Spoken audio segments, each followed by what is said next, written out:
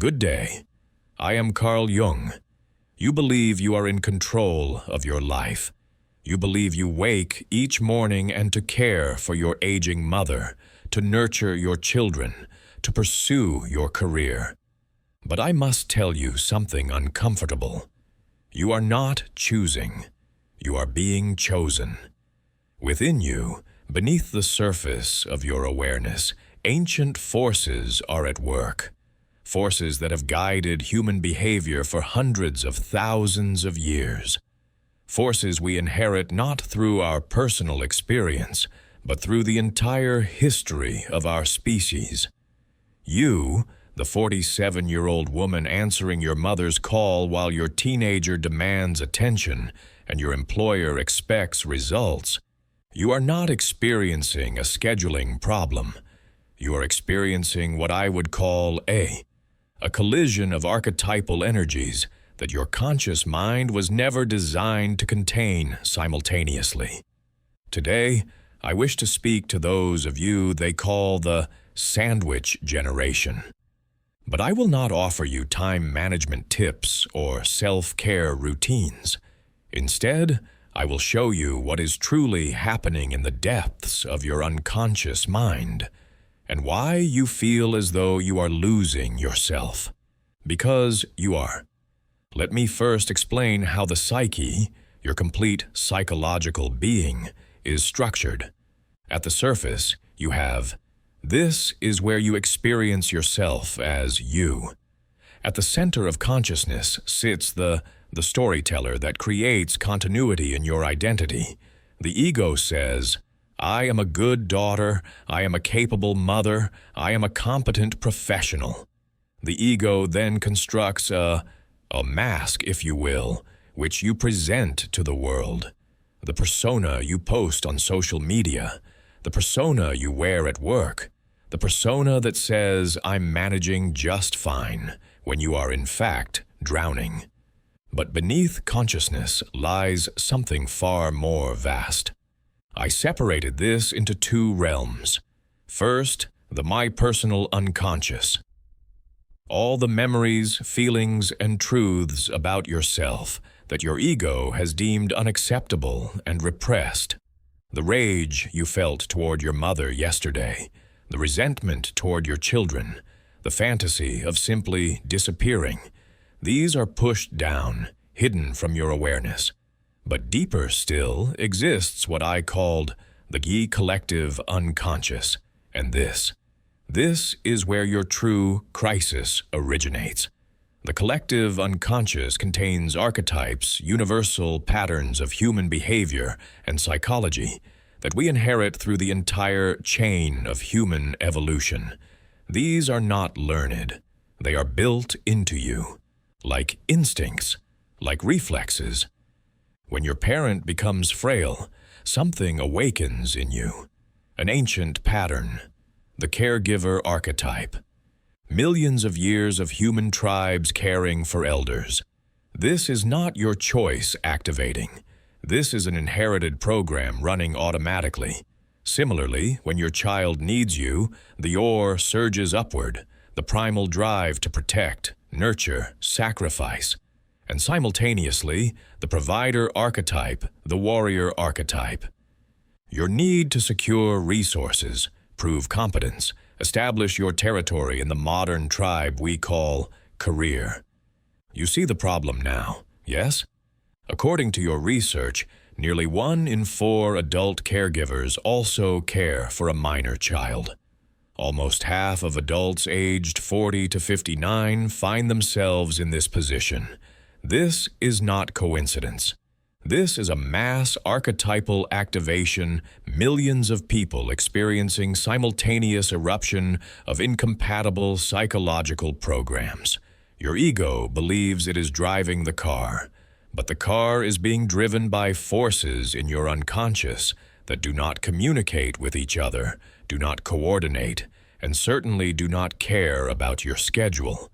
You are not in the driver's seat. And this is why you feel you are going mad. Now we arrive at the heart of your suffering. The ego's job is to maintain its story. I am handling this. I am strong. I am good. The persona's job is to display this story to the world convincingly. But here is what is happening inside you, whether you admit it or not.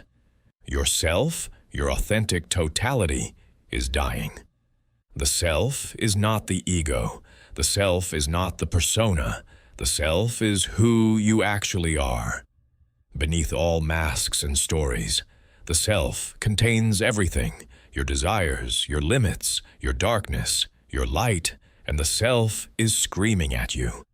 During your recent pandemic, researchers found that 51.5% of sandwich generation caregivers endorsed serious thoughts of suicide, 8 times higher than those not in this position.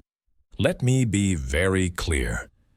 This is not merely depression. This is the psyche collapsing under the weight of a persona that can no longer contain the reality of the self. You tell your mother you're happy to help her, but the self is exhausted and resentful. You tell your children you're present for them, but the self has nothing left to give. You tell your employer you can handle the project.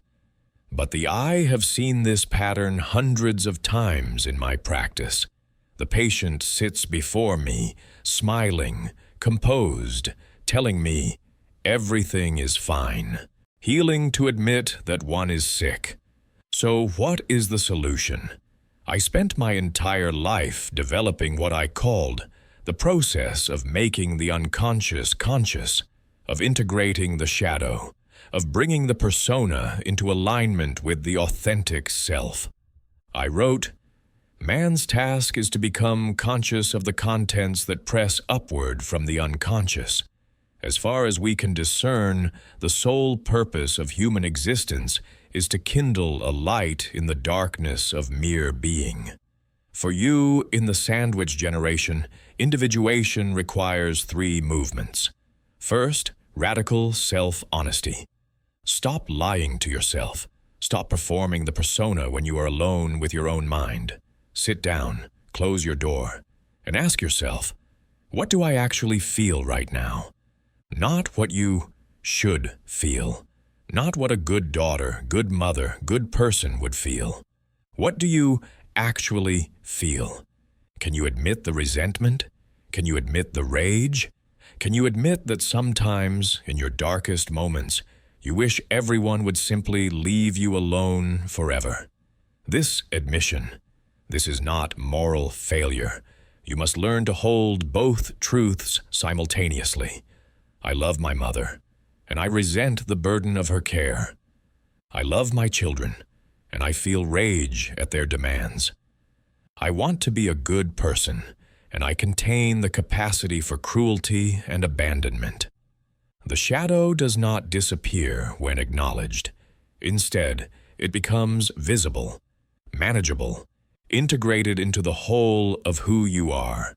As I wrote, one does not become enlightened by imagining figures of light, but by making the darkness conscious.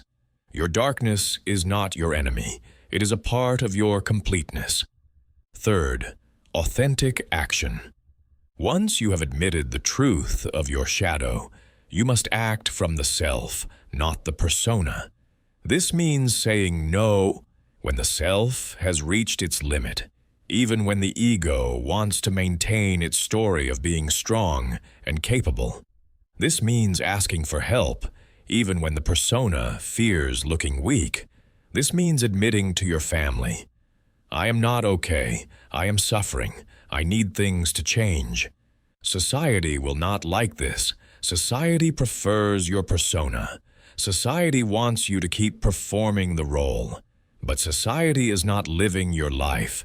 You are, let me close with this. You who are caught between generations, pulled apart by archetypal forces, suffocating under the weight of personas you can no longer maintain. You are not weak. You are not failing.